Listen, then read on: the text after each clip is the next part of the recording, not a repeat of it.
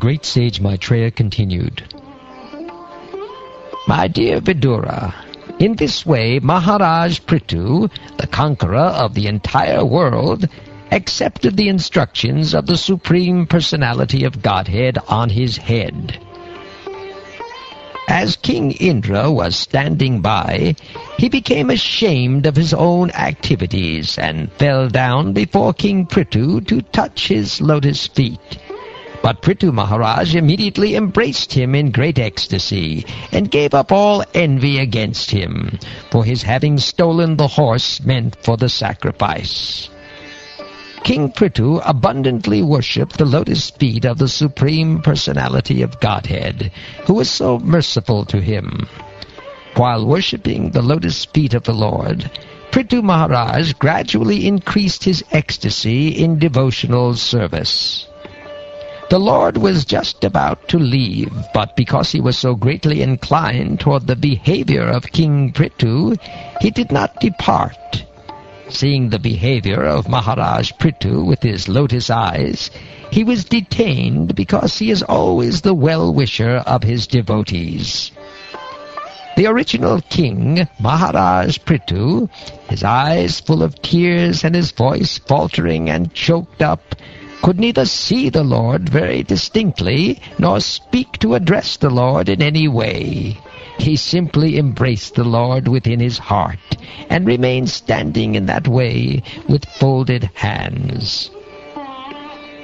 The Supreme Personality of Godhead stood with his lotus feet almost touching the ground, while he rested the front of his hand on the raised shoulder of Garuda, the enemy of the snakes.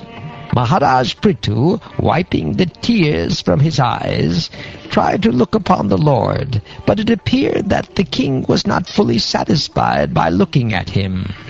Thus the king offered the following prayers. My dear Lord, you are the best of the demigods who can offer benedictions.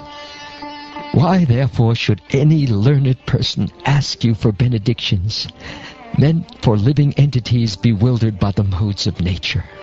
Such benedictions are available automatically, even in the lives of living entities suffering in hellish conditions. My dear Lord, you can certainly bestow merging into your existence, but I do not wish to have such a benediction. My dear Lord, I therefore do not wish to have the benediction of merging into your existence, a benediction in which there is no existence of the nectarine beverage of your lotus feet.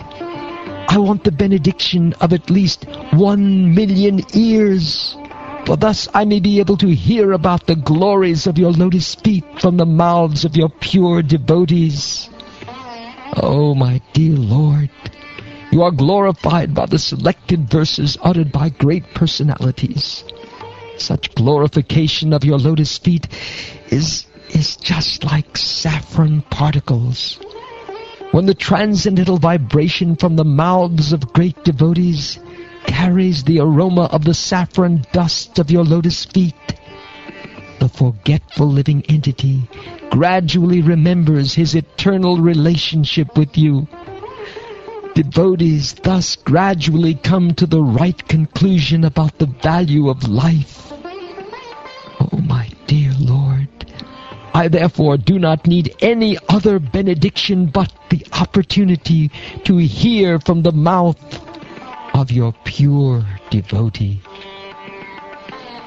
My dear, highly glorified Lord, if one in the association of pure devotees hears even once the glories of your activities, he does not, unless he is nothing but an animal, give up the association of devotees.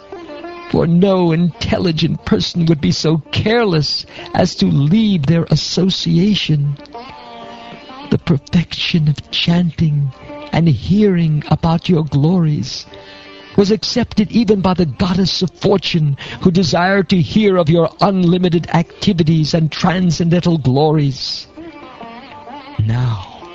Now I wish to engage in the service of the lotus feet of the Supreme Personality of Godhead. and to serve just like the goddess of fortune who carries a lotus flower in her hand, because his lordship, the supreme personality of Godhead, is the reservoir of all transcendental qualities. I am afraid that the goddess of fortune and I would quarrel, because both of us would be attentively engaged in the same service.